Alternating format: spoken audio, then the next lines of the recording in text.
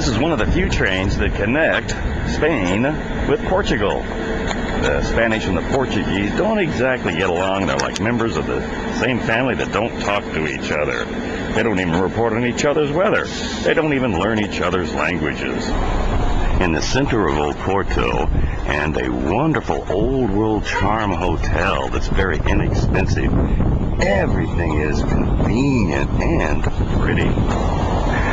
The grandest exemplar of azulejo architecture on this cathedral in Porto, right across from where the party people university students hang out at night.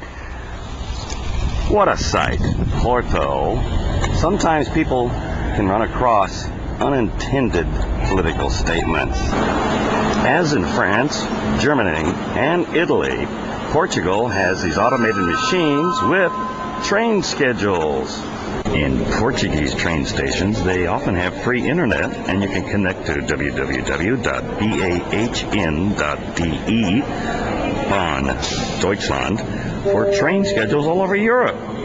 Although the Spanish and Portuguese ones, you need to go to their individual sites for complete schedule. This is Porto Campania. One normally needs to change here to get to the central station, Porto São Bento. This is a vestibule, for those of you who don't know, one of the few places you can still smoke cigarettes on trains in Europe. No more in France, no more in Italy. Still can do it in Germany, no longer in Spain. This is Coimbra.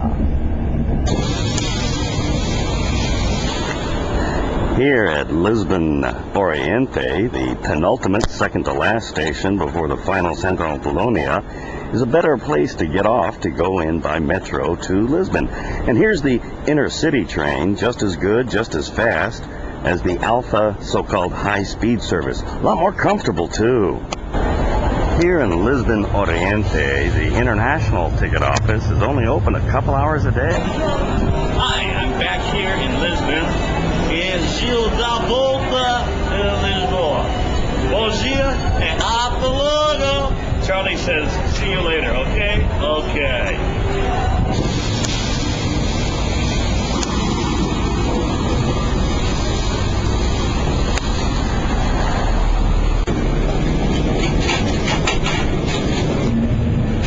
There's no more Mr. Toad's Ride at Disneyland, but there's still the tram in Lisbon.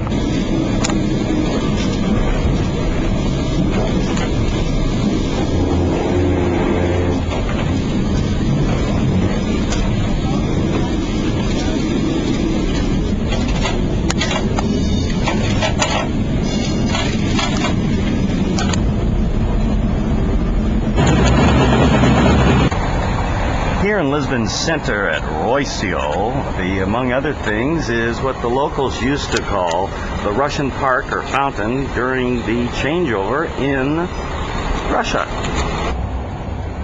And a night view, Praça Figueira. And another view at night on the other praça right near Rocio.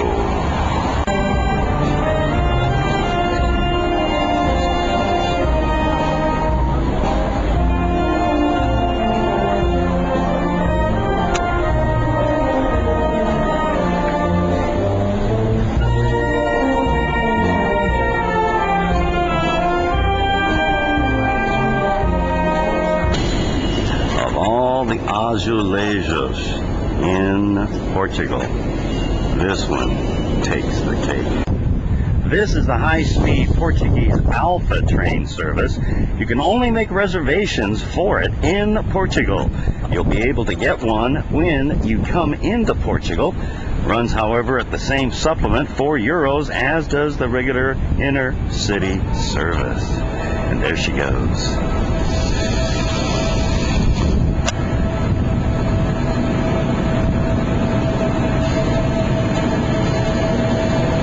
Here at Oriente, leaving and boarding the most amazing train still existing in Europe, the South Express, with amazing meal service.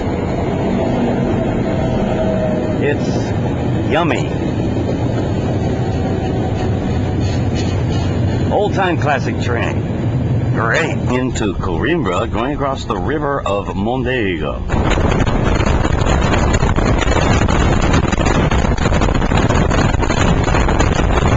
And we say goodbye to Donostia in Basque or Erusquera, or San Sebastian in Spanish or Castellano. A short connection by the Cercanía from Irun Hyundai. The trick there is knowing that the station connecting is on the other side of the tracks. And there's the Usco train, the private Feve train, not valid with the rail pass. Here's the border bridge connecting France and Spain.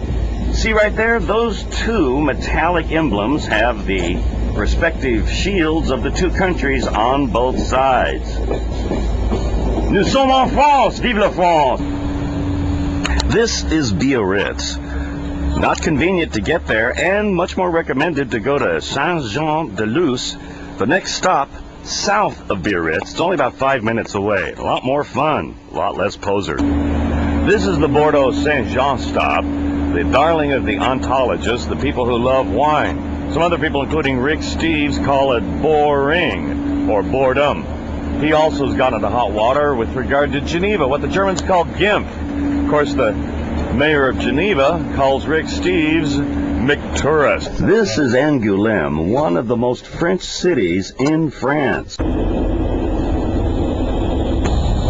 Flipping along at over 300 kilometers an hour, 200 miles an hour, one of the fastest stretches in Europe, southwest of Paris on the TGV. Entering the southwest part of Paris with the high-speed train TGV tunnels, the pressure can really be something, because when they first planned the trains, as they do, they tested the aerodynamics, but didn't think to test the aerodynamics of the tunnel.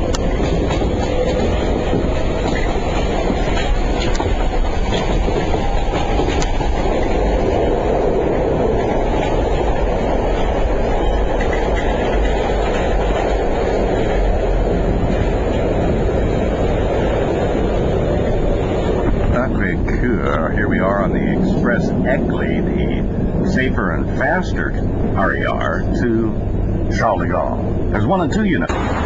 There's the Gare de Lyon, and opposing the Bastille, and here is Rue Austerlitz with a lot of inexpensive hotels. My favorite here, Marseille. Down a little bit further, a horrible ripoff, Moderns, and way down at the end, Le Good du Gard. We'll avoid that one with a passion.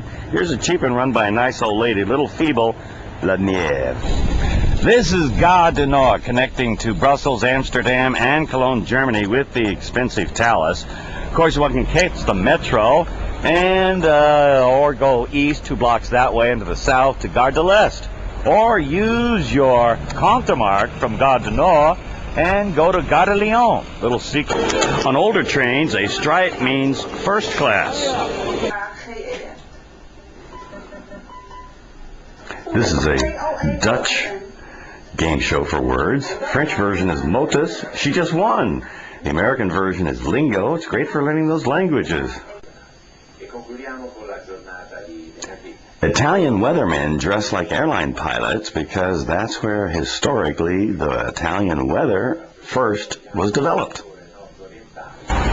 Here at Brussels main train station, not to be confused with Brussels Central, this is Gare de Midi, or if you will, Sud Station. Here's Delft, a place to go visit, see something like Amsterdam, but without those tourists.